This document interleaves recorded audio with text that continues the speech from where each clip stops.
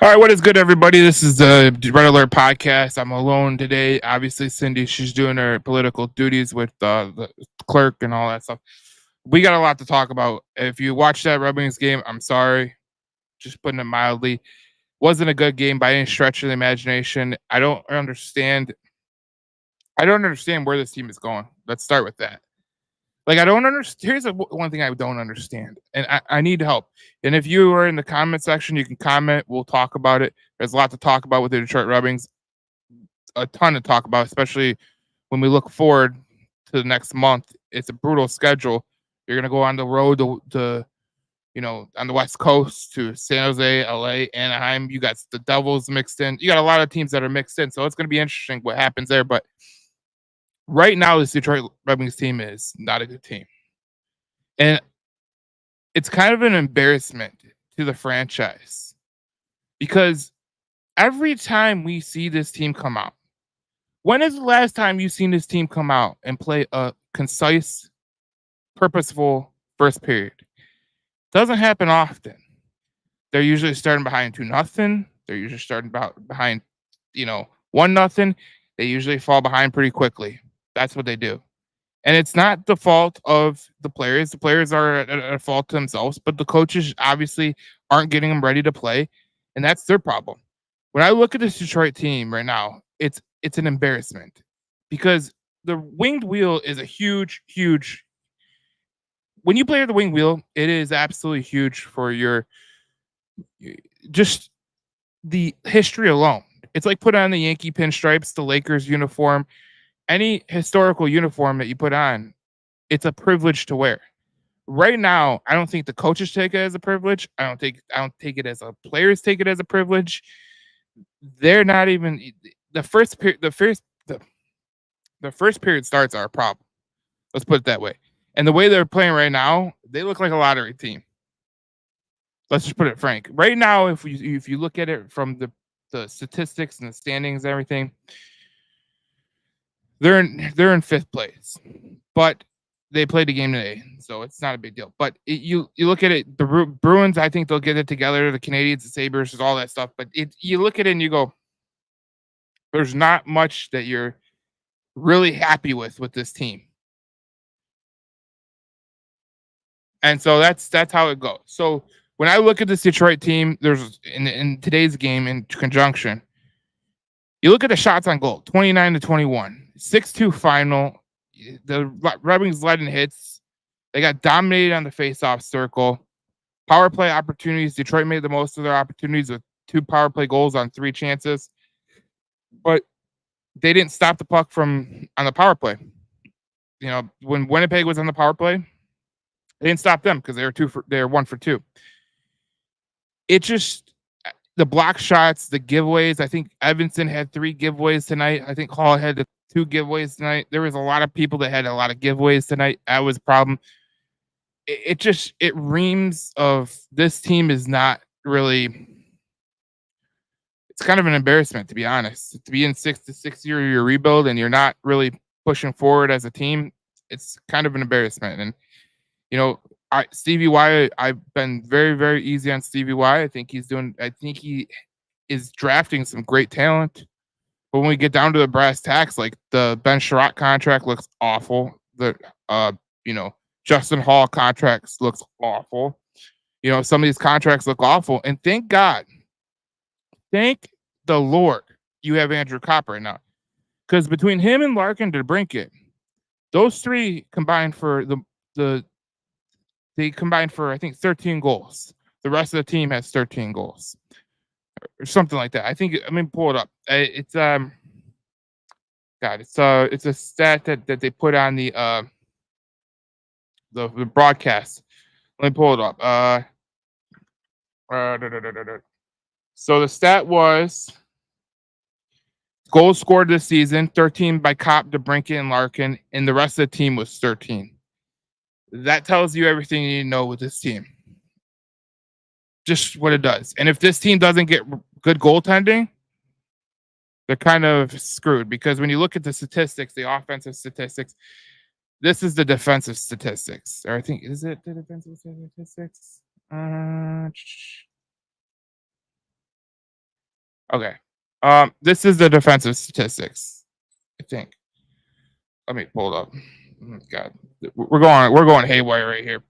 Um, so the defensive statistics.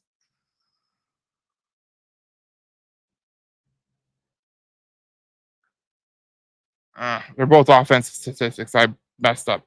But anyways, this is the offensive statistics. They don't get shots on goal, 24.8.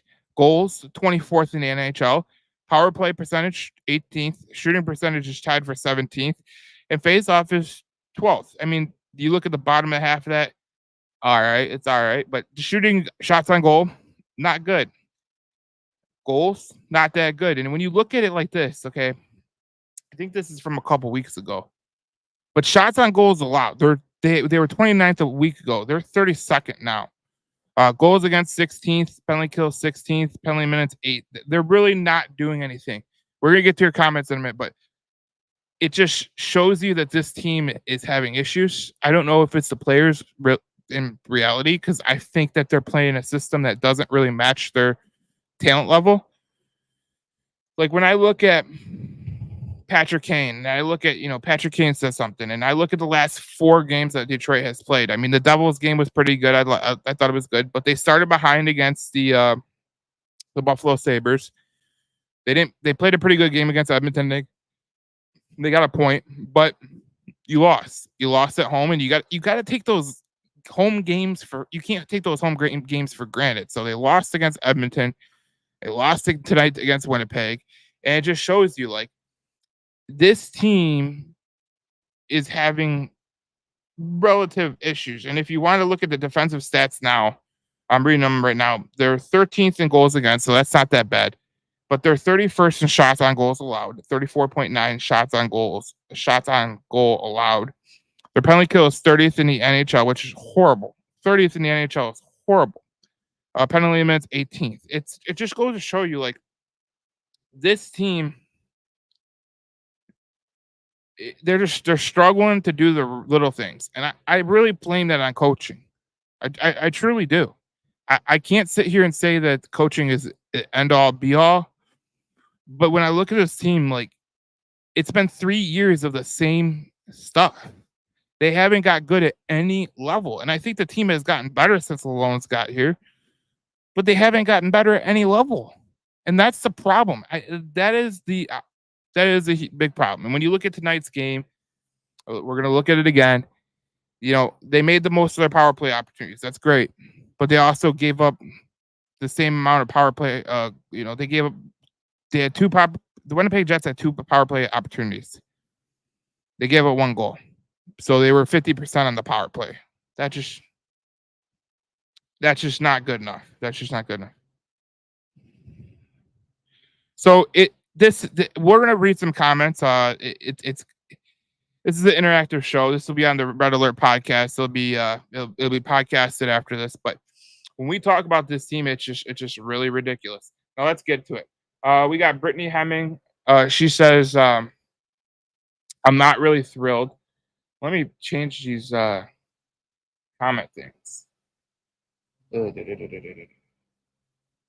God. Where is the? All right. I don't know what's going on with the comments. All right. So yeah, Brittany Hemming says, "Yeah, I'm not thrilled about it." Craig says, "Time to fire Uncle Fester," which he means Lalonde, and I can't argue with you, Craig. I sit here and watch the Red Wings every game, and I see the same issues. You see the same issues a couple times. Maybe it's a roster problem, but at some point you gotta really hedge your bets. I always go back to this with the Detroit Lions and the Detroit Tigers. When the Detroit Tigers were having trouble scoring offensively, they knew they had to win with pitching, and that's how they got in the playoffs. When the Detroit Lions went from they were 1-6 and they ended up 9-7 before they didn't get the playoffs, but they played pretty well down the stretch, and they barely missed the playoffs. I think it was on a technicality. But when they lost, when they played that year, they won on offense because they knew that they couldn't play defense. So they said, "Screw it, we're gonna go offensive, play offensively." and see where the chips may lie. You got to outscore your mistakes. And this Detroit Red Wings team, I don't see them having the defensive talent. So when you, as a coach, keep staying on the same premise of, oh, we're going to play defensive style hockey, I'm here to tell you, probably not going to work. Probably not going to work. Brittany says, I want to know what changed so much from the end of the season to this. We made changes, yes, but enough to get reamed this hard. And yes, the coaching staff is embarrassing as look. I think the Red Wings got better from last year. The roster, in my opinion, got a lot better. I think losing Gostisbehere was a little bit of I think that hurt really bad. But like losing Perron, losing guys like that, it wasn't a big deal. Losing Walman was another big deal. I thought that was we still don't know why we lost Walman for the price that we lost Walman for, but that is what it is. So yeah, I think the team is way better than it was, and it's just not right. When is it okay? Todd asked this question.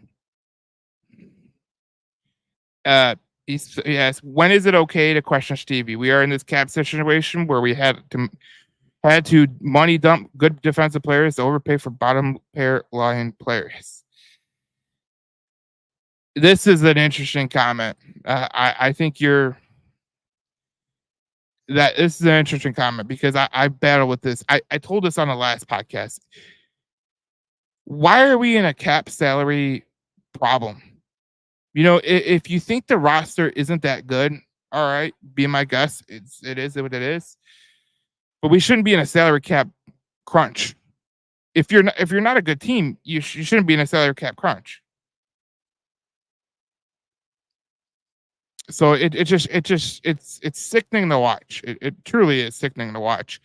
I mean, Todd, you kind of got a point. It's got to be better. It can't stay the same. And the way they've been playing, it's just one thing after another. And I think it's okay to question Stevie because the salary cap shouldn't match the team. The team's not good enough right now. So that's what it is. So, Eric says.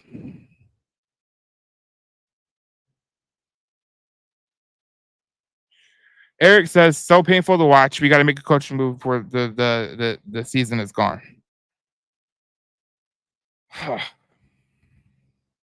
You know, it's difficult. It's difficult because it's so early in the season. But if you let this continue to go, I think you're going to be in a world of hurt. Point blank.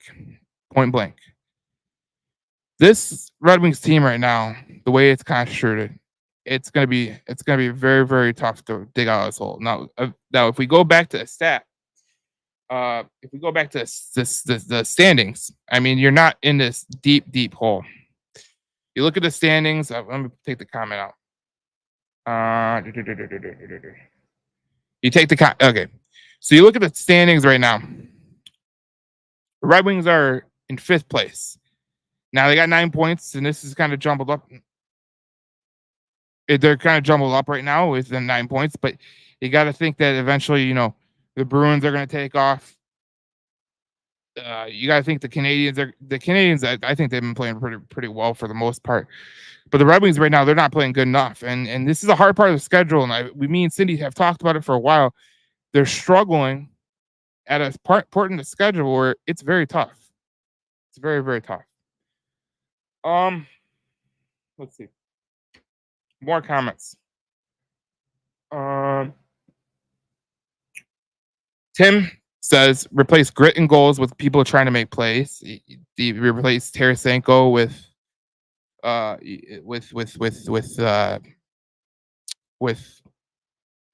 you know, you replace Perron, you replace Fabry for a guy like Tarasenko who, you know, he should put the puck in the net.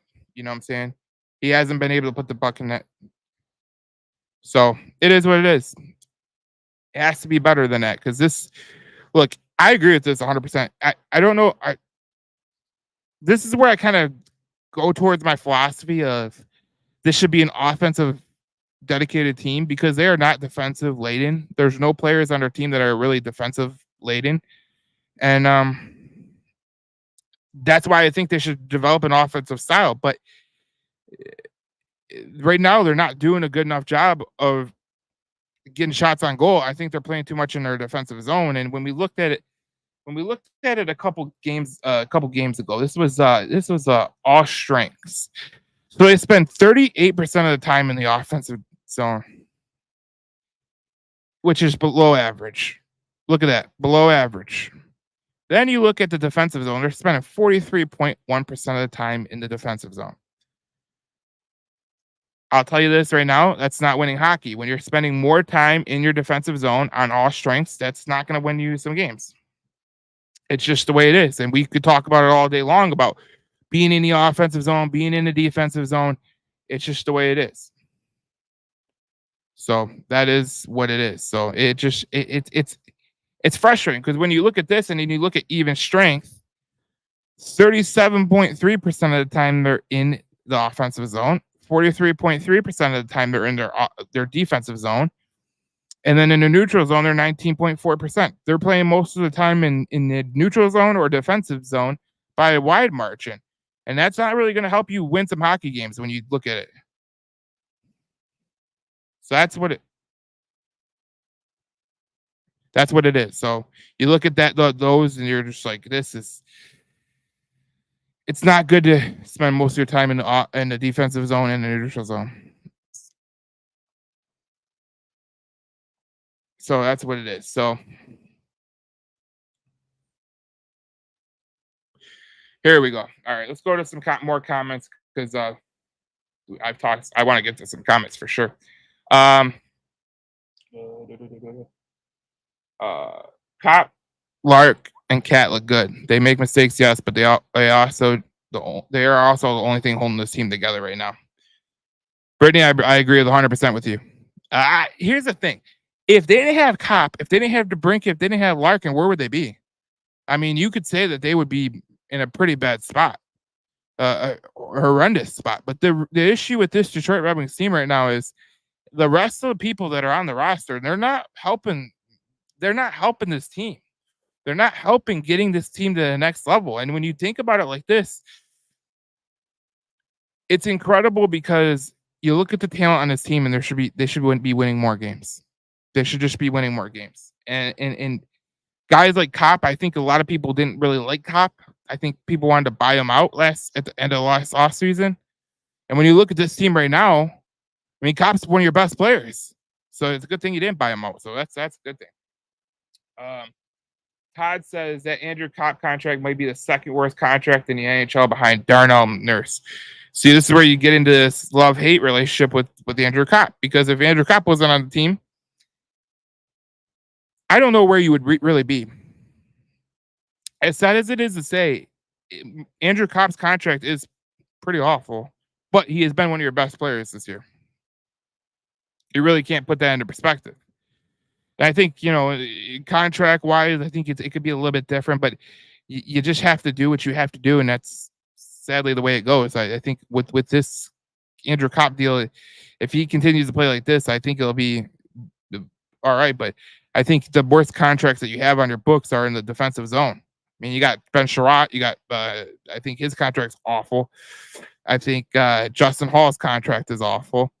It's just awful contracts all around, and those were contracts that were signed by Stevie Y. So that has to be a contentious point of an issue, because what Todd said, what you said, Todd, earlier in the podcast, you said, when is it okay to question Stevie? His free agent signings are totally willing to be questionable. They're questioned. Let's just be honest with ourselves. His free agent signings have been awful. Aside from Perron, aside from, a couple of guys, the team really, like a guy like Ben Sherratt, it's getting worse and worse, it seems like. It seems like Sherratt's just falling down a cliff. Justin Hall, I mean, I like Justin Hall a little bit, but he's not a guy you pay $3 million. Jeff Petrie, I don't understand. I think Oli Mata was a better player than Jeff Petrie and all those guys, and we shipped them out yesterday because we needed room on our roster. This is an interesting time for the Detroit Red Wings, and I think if you're CVY, this is a very crucial time in the rebuild. I think there's got to be a lot of self reflection and self kind of awareness on what you're going to do moving forward, because right now this team is not good enough by a stretch of the imagination. I like the prospects coming down the line, but at the end of the day, this all comes down to, is the current team better than last year? And I think last year's team was infinitely better. And I think Brittany said that yesterday. I mean, I said it in the last comment. So what I wanted to know what changed so much from last season to this season. And I really can't tell you. I can't. Some more contracts. Mike says this is a bad team. Yzer plan was bullshit. You know, I can't really fault you. If people want to get all hard on Stevie, can't fault you. Can't fault you, because the way this team is right now, I mean, is anyone really claiming that the Yzer plan is working? I mean, I love Stevie Y. I think he's doing a good job. I think the prospects coming down the line are going to be good, but some of the signings that he made, they're just not working out. So I don't want to say the Yzer plan was bullshit. I just want to say, like, I think we expected a lot more. And there's a lot of people that are saying on the other side, give him a year, give him 2 years, give him 3 years, give him in oblivion. And I'm trying to say, you really can't give him that long. I mean, I know I think the average rebuild in the NHL is 7 to 8 years when you look at it in totality. You know, if you look at it from conjunctions, like the Colorado Avalanche, they had 3 top 5 picks. They landed Landeskog, they landed McKinnon and Markar. And only until they landed Markar, that's when they started to really rise up. They made the playoffs once before McKinnon, but that was kind of like one of those years where they snuck in and they got in there and they're all right, but whatever. Brittany Hemming says, look at the Oilers. They changed the coaching and they made the Game 7 the finals after starting about as well as we have this year. It's interesting because I do think coaching is an issue right now. I don't think they're playing the style that this team is really built for, if we're going to be completely honest with ourselves. Because when you look at this in conjunction, you look at the Red Wings and you look at how they're built. They don't really have a defensive team. Like, you look at this team and you go, is Ben Chiarot a good defenseman? No. Edvinsson is a young defenseman. All right, cool. Justin Hall, he plays defenseman. Not really good. You're really not built to play a defensive game. So what's the problem with playing an offensive style game? Look, the Maple Leafs have been doing this for years. The Toronto Maple Leafs have been doing this for years. Now, they are total frauds in the playoffs, and that's why they lose in the playoffs. But if you're a team like the Red Wings, like, you're not really trying to say, oh yeah, we're good. We don't need to really, we don't need to do that, the Maple Leafs way. But when you look at it, the Maple Leafs do it this way, that they are offensively laden. They know that they can't play defense. They know that their goaltending sucks, and they know that they can't do the things that are meant to be done. So they have to outscore teams. They know that. And they play that game to a T. And it's frustrating from the Detroit Red Wings perspective, because I think the offensive talent they do have could be very beneficial. But if they don't play that way, it's going to be very awful. And they got to play a lot better. Let's go to another comment. Gerald says Newsy has got to go. And I'm looking. This is a conjunction. Everyone says the same thing. Newsy has to go. I say Newsy has to go. Even Cindy, who is the most positive person that I can remember, even she's kind of getting tired of it. I think she sees kind of like what the players see. It's kind of getting ridiculous to a point. But the Detroit Red Wings, like, coaching is an issue in my opinion. Because how many times, I asked this question the other day on the page. How many times did a Mike Babcock coach team or Scotty Bowman coach team come out and lay an egg? It was very rare. Now, I know they have more talent than what this current Detroit Red Wings team has, but I look at teams across the league. Let's look at Montreal, for example. I think they play extremely hard. I think that they play way above their talent level. I think that's a big part to Martin St. Louis, the coach of the Montreal Canadiens. I look at teams that are, in the Eastern Conference that are bottom feeders, and the reason they're bottom feeders, I think that their coaching is kind of meh. You look at the Buffalo Sabres. I think talent's not an issue there. It's coaching, and maybe it's talent, but I think they're talented enough to be a good team. So, but this is getting ridiculous here in Detroit. It really is. So, Todd says Stevie Y might have drafted well, but we don't know how recently because he doesn't play the kids. He would rather play overpaid, below average players in their 30s. This is where I really can't defend that. I'd love to say, yeah, the Stevie drafted well, but when you're playing guys like Ben Sherratt, I keep picking on Ben Sherratt, but he's not the main problem. But you play Justin Hall or Jeff Petrie, guys like that, and you're continuing to put them out there, and they're just slopping it up. I can't disagree with that comment. I can't disagree with it. I would love to disagree with it. I think it would be great to disagree with it, but I can't. The realistic person in mind, I can't look at that and go, Todd's wrong. Can't say that. When you look at this team over the course of the first 10 games, mind you, tonight was the 10th game. When you look at this team over the course of 10 games, who are they? And I would say, if you look at the next 6 games, they got the Sabres at home, they got the Blackhawks on the road, they got the Toronto Maple Leafs on the road. And then they play a back-to-back with the Maple Leafs and the Rangers.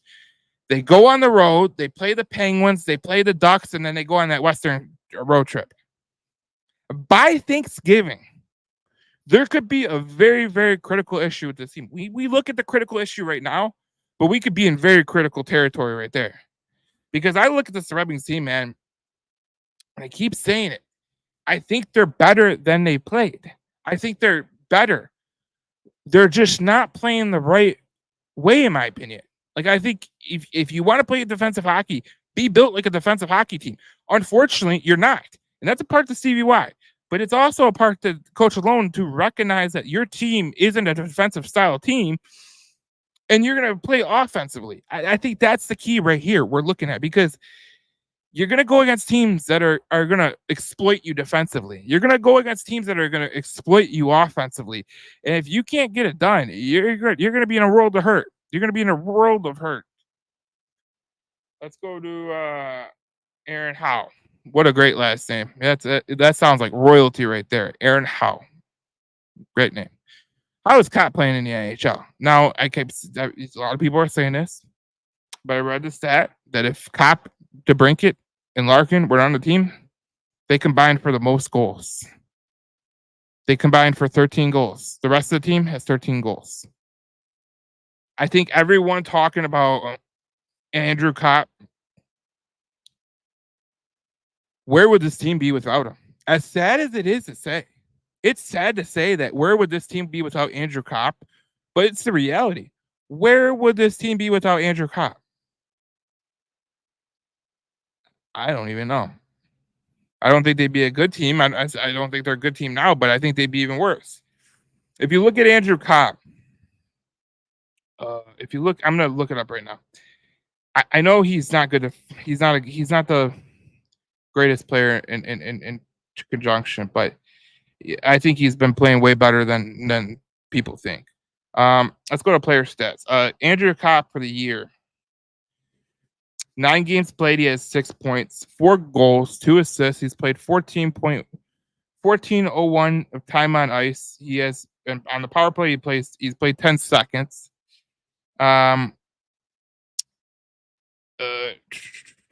His shot percentage is 36.4, which will be the most on the Red Wings roster, which is pretty sad. Andrew Copp is a +2. DeBrincat is a -2. Patrick Kane is a -1. Lucas Raymond's a +3. Larkin's a +1. Andrew Copp is in the faceoff circle. He's 44.6. The best player on your roster is 56.8, which is Dylan Larkin. Yeah, it's not good. when we talk about Andrew Kopp being one of the better players on our team, I think that lets you know how difficult of a situation is this. If you're watching us, you can comment. I love the comments. And if you're on the podcast later, you're listening back to it. You could listen to some of the comments that people are sending in. I love the comments. Keep sending in the comments. We could have an interactive show. It's great to have interactive shows. We read Todd's comment, Aaron's, and then we got another comment from Eric. He says, "Got to be fair. 4-5-1 is actually decent considering we've been outside badly. If not for goaltending saving us, those games would be in the basement." Here's um here's what I'll say. This was a brutal schedule to start out with. You start with 2 games against New York. You start with 2 games against Nashville. Even though Nashville hasn't played at a level that they're supposed to play at, they're a pretty decent team. In conjunction, I think they'll be a decent team down the stretch. But you look at the schedule and you go, you started with Pittsburgh. That was a game you should have won, and you didn't. You played the Maple Leafs. You lost. No, that's not the regular season. God dang. Penguins. You played 6-3. You lost. You won against Nashville 3-0 on a Saturday night. You dropped back-to-back games against the Rangers. You play the Predators again on the road. You win that game. You win the game against the Islanders 1-0. You go on a 3-game winning streak with the New Jersey Devils. Now you're on a 3-game losing streak. So you haven't maintained consistency.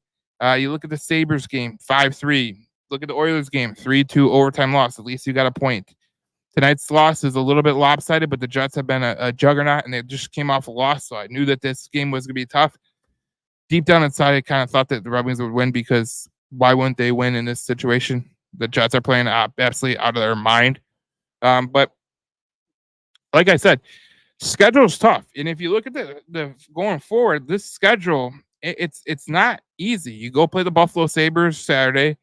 Wednesday you played the Blackhawks in Chicago, so that'll be fun. Friday you play the Maple Leafs. I think we'll have a podcast probably Thursday of next week. Friday you play the Maple Leafs. 9th you play the Rangers, which is a Saturday. Penguins on a Wednesday, which is going to be a nationally televised game. Then you go on a road trip where you play the Ducks, Kings, and Sharks on their West Coast trip.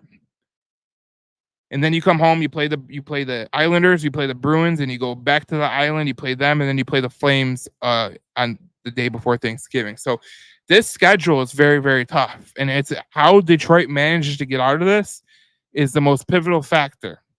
Goaltending has been saving their ass. Eric said it. Goaltending has been saving their ass in terms of how they played in conjunction with how the offense has kind of been totally awful. I mean, you look at the team stats. I keep going through this. I mean, defensive shots on goal, they give 34.9, and they only get 24.8 shots on goal. So you're getting outshot every night by 10 shots. Your goalies better be good. They better be good. Let's get to some comments. Chase says, the great commenter on the page. I love Chase. I think that a big part is the coaching, that flat-footed, no fire, no emotion, no urgency. I keep saying this. It's different sports, but hear me out. Dan Campbell, AJ Hinch, they're great coaches. Would you ever see one of those guys go through a stretch where the team had no urgency, they're flat-footed, no emotion, no fire? Both those guys would not tolerate that one bit. Why does Newsy tolerate it? No idea. No idea. Even Dylan Larkin today, he said in the press conference, and I was very shocked he said this. He said a lot of people are just joy watching. They're just watching things happen. That's very, very sad to hear from your captain. Very not good to hear. Let's go look back at this. So if we look at this, this is what I want to go back to this because I think this is a major part. If you look at the even strength and you go back and you look at the offense and how much time they spend in the defensive zone and the neutral zone, I think this is a lot of the problem. And you're spending a majority of your time playing defense or in the neutral zone. I think this is where you kind of get yourself in a little bit of an issue. And even at all strengths, they're still behind. 18.3%. They're both below average in offensive zone and defensive zone time. So something if you're alone, like if you just look at the statistics and you say, okay, what are we doing right? What are we doing wrong? Well, what you're doing wrong is spending way too much time in your defensive zone. What you're doing right, there's not a thing that they're doing right in terms of possession of the puck. I think if you go back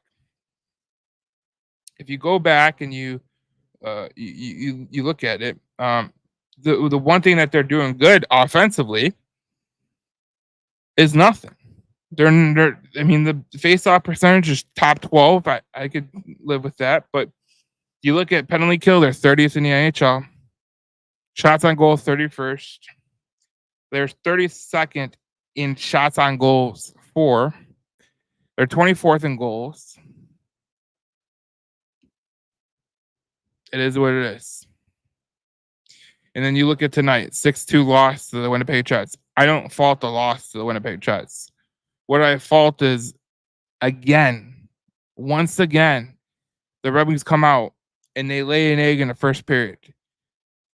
Here's what I'm going to say. I don't care who you are. I don't care if you're the most talented team in the league.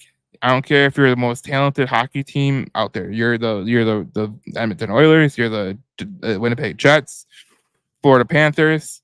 Anytime you start yourself in a 2-0 hole, that's a hard thing to pull out of, man, because you got to be perfect for the rest of the game.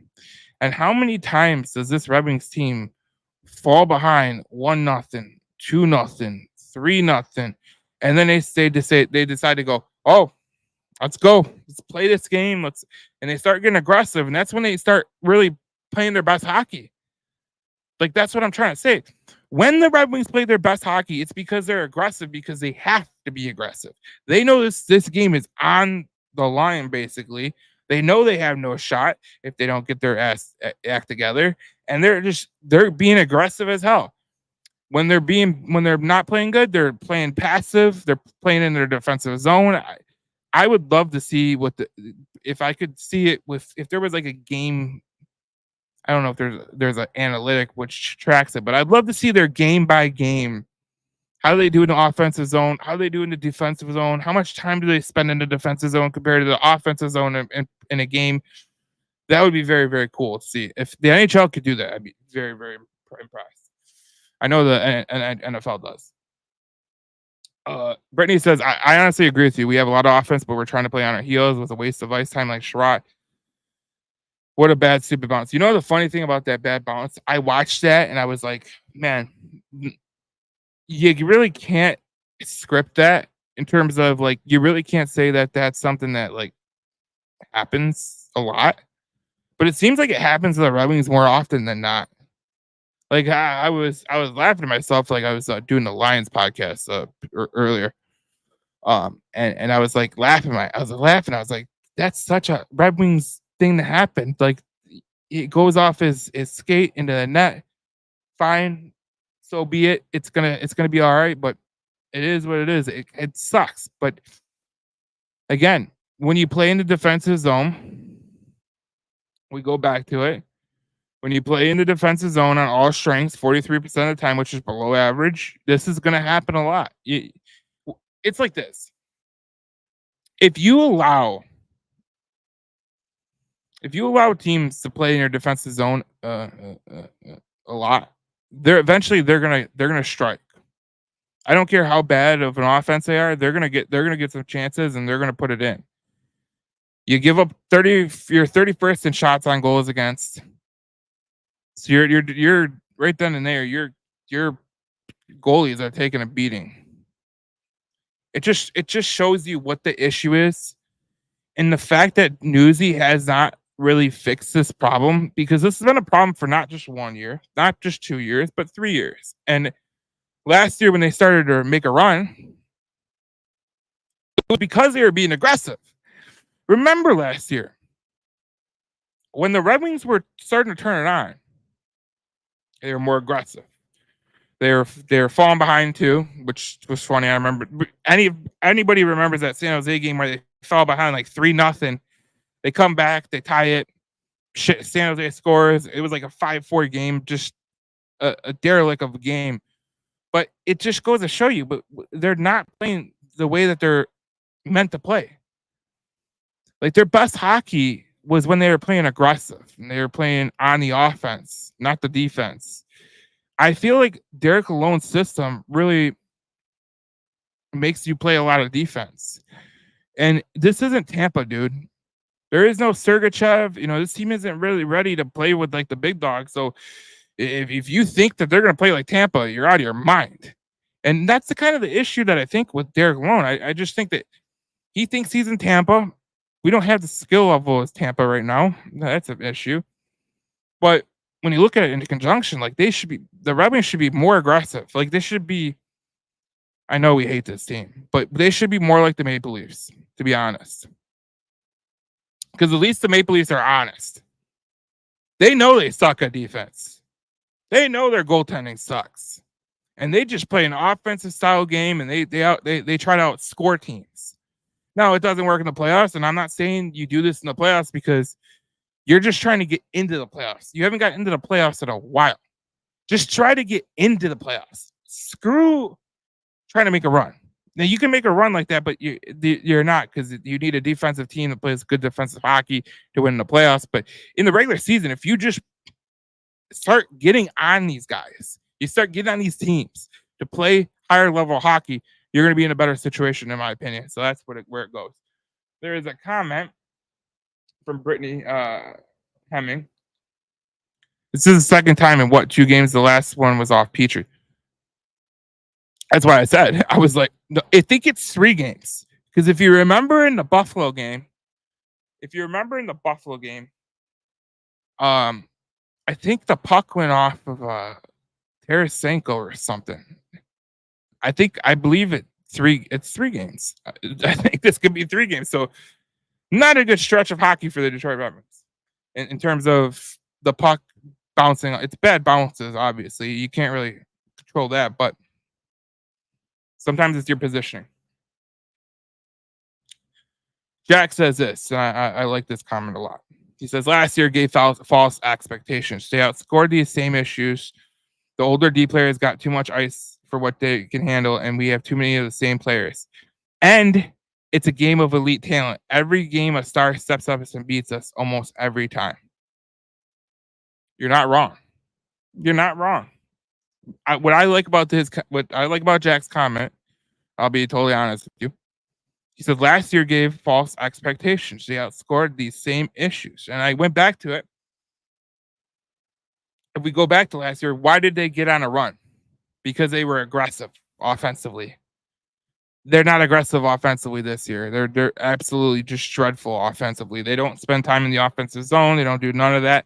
And that's what's happening with this Detroit Red Wings team. It's just it's one thing after another. And you're right. Elite talent does take you so far. You're banking on Raymond being elite. You're banking on Simon Edvinsson and Seider being elite. And they right now, Raymond hasn't played as well as he should be. But, I think he's going to get in that zone.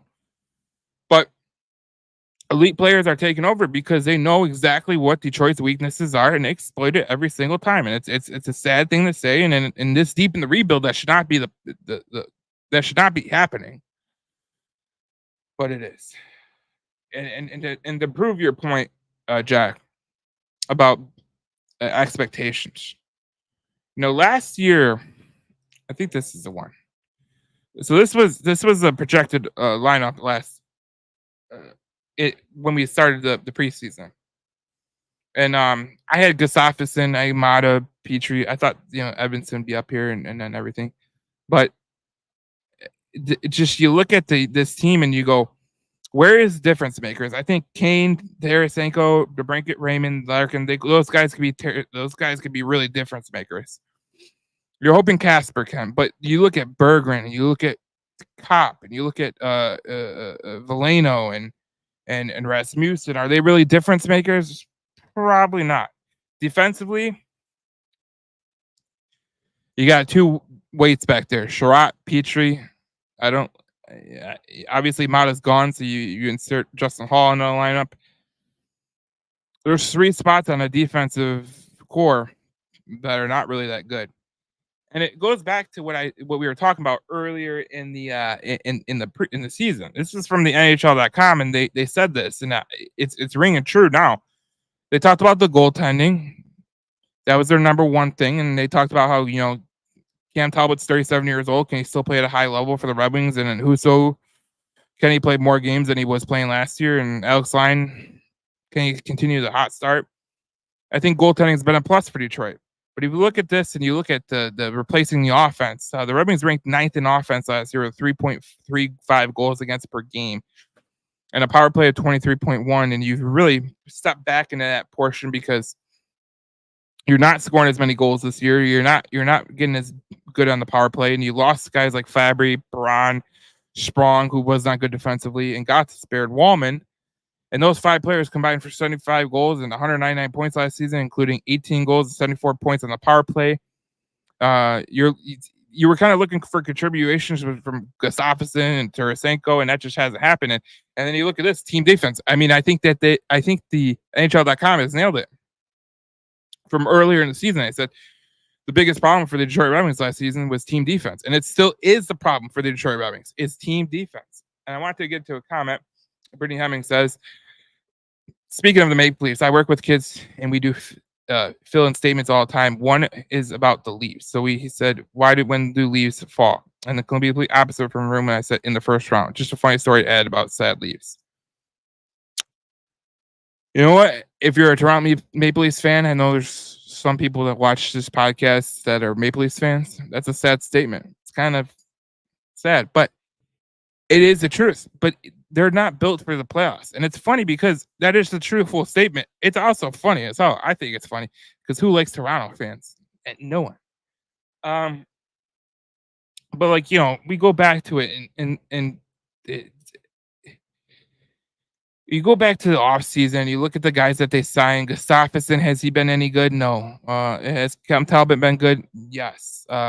Christian Fischer, he's kind of your depth guy. I rated this a B. I think I rated the offensive B in offseason a B minus. Didn't hamper future in terms of contracts. Like there's no Sherratt contract this year or Justin Hall. Could see step back bargain trade, which looks to be the case. Wait and see for the rest of the offseason. And honestly, didn't bring that much. And when we look at it in conjunction, like they just didn't do a good enough job and that. And you look at some of the other teams that have gotten better. This is from the offseason, but the Bruins, I don't know why they're struggling so much, but the Predators, they struggled. But you're just looking at this and you're going, man, there's so much opportunity to get better. But because of the salary cap, you haven't gotten better. And I will go back to a comment by Todd. He said, when is it okay to question Stevie? And I think, honestly, if we're going to be honest with each other right now, I think it could be now. I think it could be now. Because you look at this Red Wings team, and as sad as it is to say, they're up against the cap. They're up against the cap.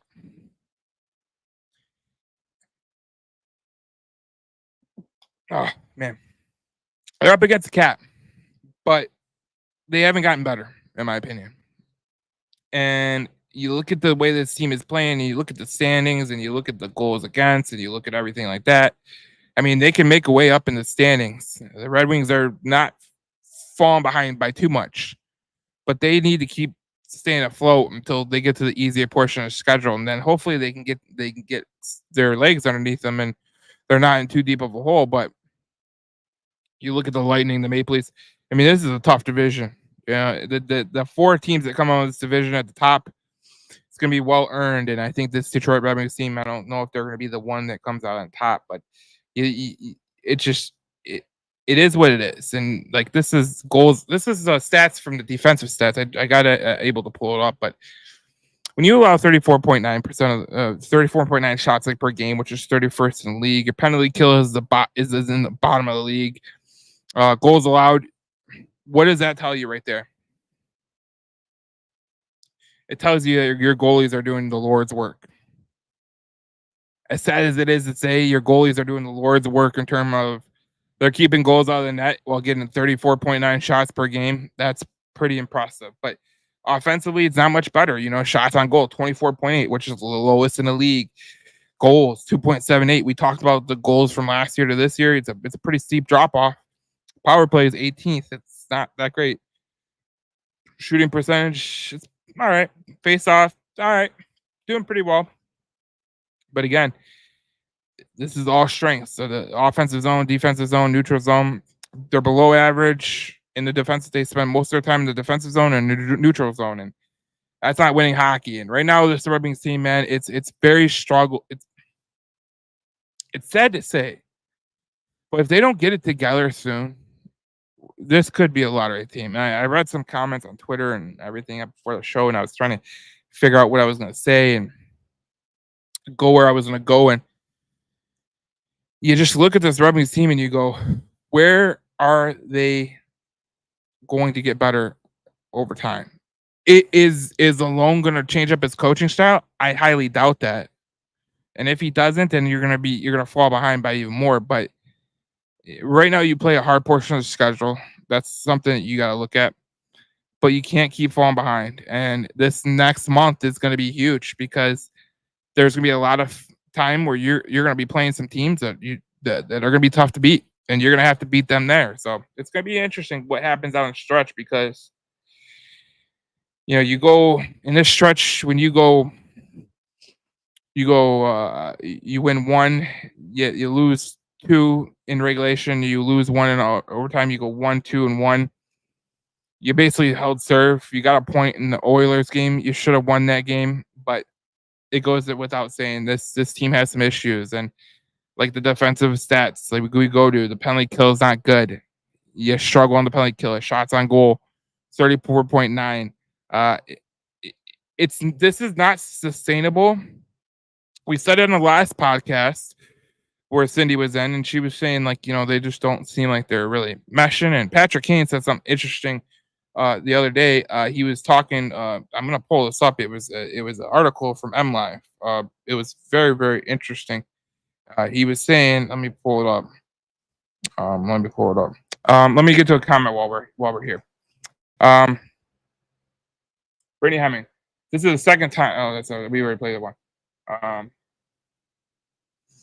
Another thing we need to keep in mind is the perspective is Yzerman came in April of 2019. This rebuild really started with Seider. The season of 1920 was shoveling out from the barn from a rebuild. If you look at 5-year rebuilds, those are all done around McDavid, Crosby, Matthews. Yzerman, given his draft luck and lack of generational talent, he's been able to GM his way out of it. And you know what?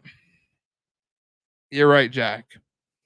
Because when I look back at it, I was telling people earlier in the podcast, when I look back at it, and I look back at the Red Wings, and you look back at some of the teams in the NHL that have gotten better quickly, it's all been around generational talent.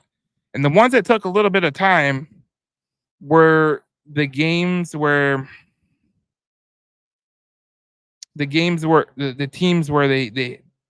they just built enough talent. They had good general managers, and they were able to do some things. Where was this article at? I can't find it. Can't find it. But it basically Patrick Kane. I posted on the web the page. Basically, Patrick Kane said that. Let me pull it up. I got it on here too. I don't know. Basically, Patrick Kane was saying we're not playing an offensive style game. Where is this? God. Oh, it's right here. Red Wings need to be more offensive minded with lead. Patrick Kane said. And I think I totally agree with that. Patrick Kane said that. And I forget the quotes, and I forgot to put it in I forgot to put it in my notes, which I'll do better next time. Don't you worry. There's no Derek Lalone kind of style here, but they do need me. The Red Wings do need to be more offensive minded. I've said it over and over on this podcast, but they're not a defensive team. They're not going to wow you defensively, and that's not going to happen. So they got to be more offensively laden because they do have the talent offensively. And last year when they started to really turn it on, Jack said it earlier in the podcast. In his comment, he said, they were really playing well. And they were scoring and they were being more aggressive because they had to be. And that's when they started to turn it on. So I don't know what Lalone said and changed from then to now to where they're playing more defensive laden because they're spending more time in their defensive zone and more time in their neutral zone. And you can't be aggressive like that. Jack says, we also have to consider free agency likely wanted to bring in but couldn't land him. Not every GM is going to have the opportunity to get a franchise altering player that can jump in and be a 100-point guy and make you a playoff team. I said this when free agency happened. And if you go back, if we go back and look at these guys that signed in other areas, you look at Stamkos and Marchessault, they signed in Nashville, which is a no-tax state. So if you want Stamkos or Marchessault, you're probably going to have to add a million onto their salary right now, and I don't really want to do that. Lindholm and Zadorov went to Boston, obviously, and Boston's they need to win right now, so they don't really care. Arvidsson, that was a cheap deal. Thought Detroit could have done that, but no. I wanted Chandler Stevenson as well, but again, another no-tax state in Washington.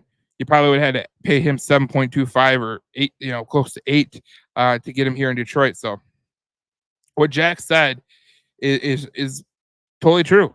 What it comes down to sometimes is the dollar value, and sometimes you're not really willing to risk it. And part of the problem is you pay Ben Sherratt a lot of money, you pay Andrew Copp a lot of money, you pay Justin Hall a lot of money, and that's where you're at right now. So it is what it is. We go to a comment. See the Oilers game I liked, even though we lost. The first period was great, but I honestly love Larkin's play. No points, yes, but I love how he held McDavid. I love the way he played around a very talented player. Can't always judge a player off points, but he also a points leader too. Very underestimated player throughout the league, in my honest opinion. I thought the Red Wings deserved a better fate against the Oilers, in my opinion. I thought they deserved a lot better fate. Unfortunately, you get into the spot with the Detroit Red Wings where, they should have played. They should have had a better result, but they didn't. That's unfortunate. But the Red Wings are playing a lot better. They played a lot better in that game than tonight and against Buffalo. And I thought that they really had a chance to win that game. Unfortunately, it goes back to the old saying that happens all the time. When you give players the opportunity to make so many, have the chances in the offensive zone, like you give the Oilers chances, like Detroit did in that game, you're gonna struggle. That's a game where you should have been aggressive because you know who's on the other side of the ice, and they kind of got lulled to sleep, in my opinion. The Red Wings did, and that's where they kind of fell apart, and they lost in overtime because we all know Draisaitl, we all know McDavid. They're great players, so they're not going to really rest heavy, but it is what it is. So, anyways, it's been a great podcast. Obviously, we've been talking about the Red Wings and the struggles that has been lately. You look at the struggles. Obviously losing overtime to the Oilers, the 5-3 loss on Saturday, the 6-2 loss tonight. Not very good, but you look at the statistics and you look at how they've been playing and you look at the standings, they're not far behind, but they need to start playing better hockey. There's no doubt about it. But you look at the way their stats are looking right now, the shots on goal allowed and the penalty kill and how many goals they're scoring and the shots on goal that they have. Not good. Not good. And we looked at the zone time, and they're just not spending enough time in their zone, and they're spending too much time in the neutral zone and the defensive zone. You're going to be in a world of hurt when you do that. So It is just what it is. So it's a struggle, and it's sad because I think the Red Wings are, you know, tonight was unacceptable in my opinion. The lack of urgency coming out of the game, the lack of urgency coming into the game, and falling behind 2-0. You knew coming into this game that that the Winnipeg Jets are a really good team. You knew that. So when you kind of struggled, you struggled a little bit. You ran into some issues. Last comment before we head out. Obviously, it's been a great podcast. We talked a lot about, if you missed the podcast, I'll post a link on the page and on my Twitter, so you can go listen to it. Before we go, Jack says Eisenberg was handcuffed a bit with the pending Raymond Sider deals pending, and saying that most teams that win do it from draft and not free agency. Our expectations should lie with introducing prospects by taking jobs. Johansson took Matas. Not if now we need someone to take Petrie's, in my opinion. The Eiser plan is to get draft picks in here, and that is the long-term goal, in my opinion. What Jack just said is the truth. I don't think a lot of people want to admit it. It's going to take some time because the draft picks are not really ready to play, and it's really, they're not coming up at the pace we thought. But you got two intriguing goaltender prospects down in the AHL and in the college hockey with Trey Augustine and Costa. I think you got some intriguing prospects and Axel Sandin, Pelika, Carter Mazer.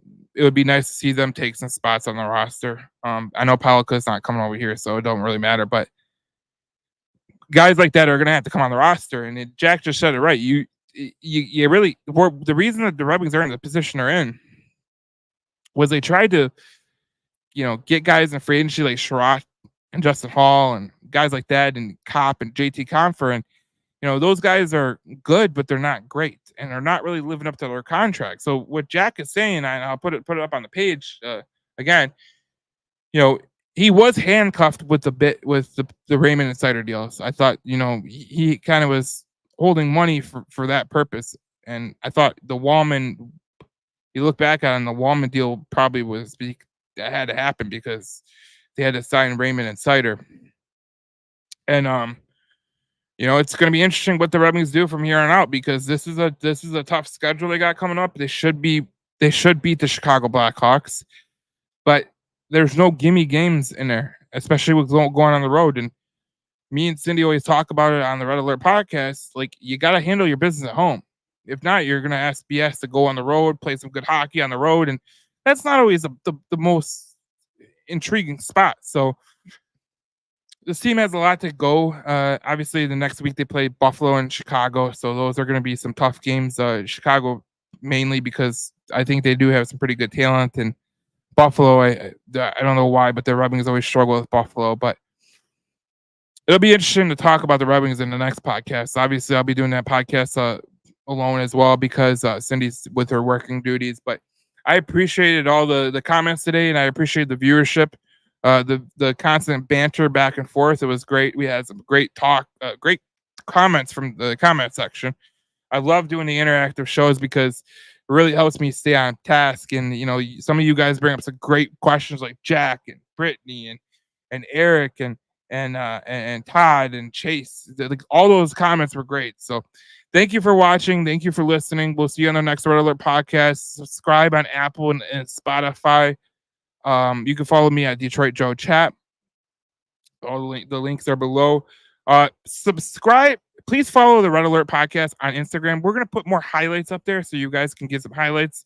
We can't put them on the Facebook page because of Facebook issues. They'll flag the posts from Bally's, especially those posts. But thank you for listening. Thank you for watching. We will see you in the next Red Alert podcast. Hopefully we're talking about more good hockey, but we got 2 games in the next week. So not really much to talk about. We'll talk about it anyways, see where they're at that point. But this is going to be one of the most interesting months for the Detroit Red Wings moving forward, and we'll talk about it on the Red Alert podcast. The Detroit Red Wings podcast here on the Red Alert podcast.